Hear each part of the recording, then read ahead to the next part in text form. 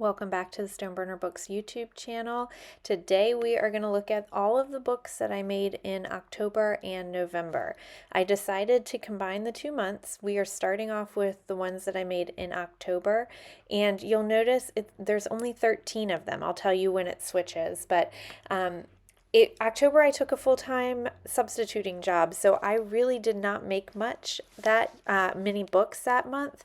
But then November I kicked it into high gear. So we have a couple disc books that I worked on in October, and you'll see the next one is a Halloween themed one that I made for a YouTube video, and now we just move right into November. November, I am restocking all the disc books. I'm making ornaments. I'm making books to sell at all of my in-person events. I had one in-person event in November, and then I had 4 or 5 events in December as well. So I did the bulk of my work for making everything in November because I wanted to have as much journals and just kind of items to sell as possible at my very first market, and that way throughout the month and into December I would have more on hand than what I needed. So in November I ended up making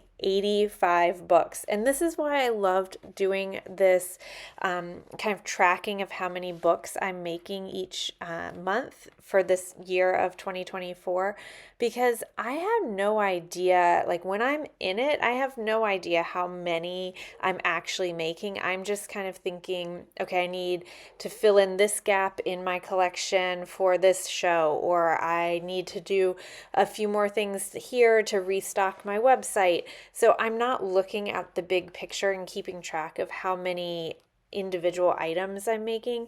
So it was great this year to actually track it. And so it's really fun to go back and look at, okay, yeah, it felt like a really busy month in November, and that's because I made 85 books. That's a lot.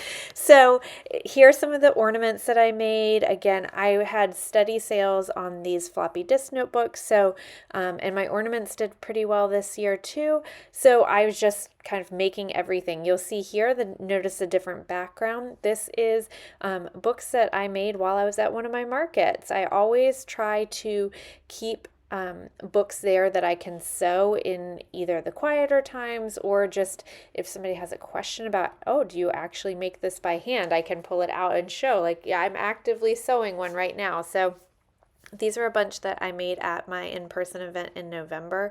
And next month for December, you'll see I have some more photos like that where I was making stuff while I was at the event. These are some freebie books. I try to include a little teeny book in every order that I send out. I also made some little teeny notebooks for my in-person events.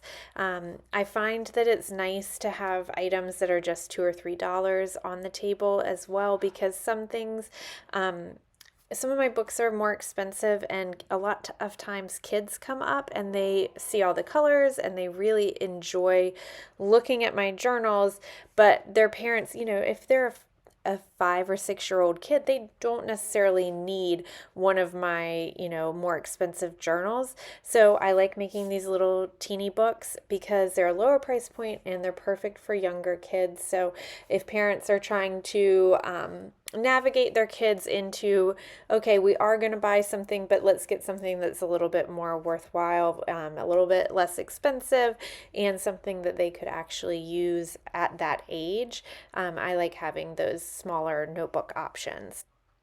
Thanks so much for watching, and stay tuned for next month's video when I finish out all of my books for 2024.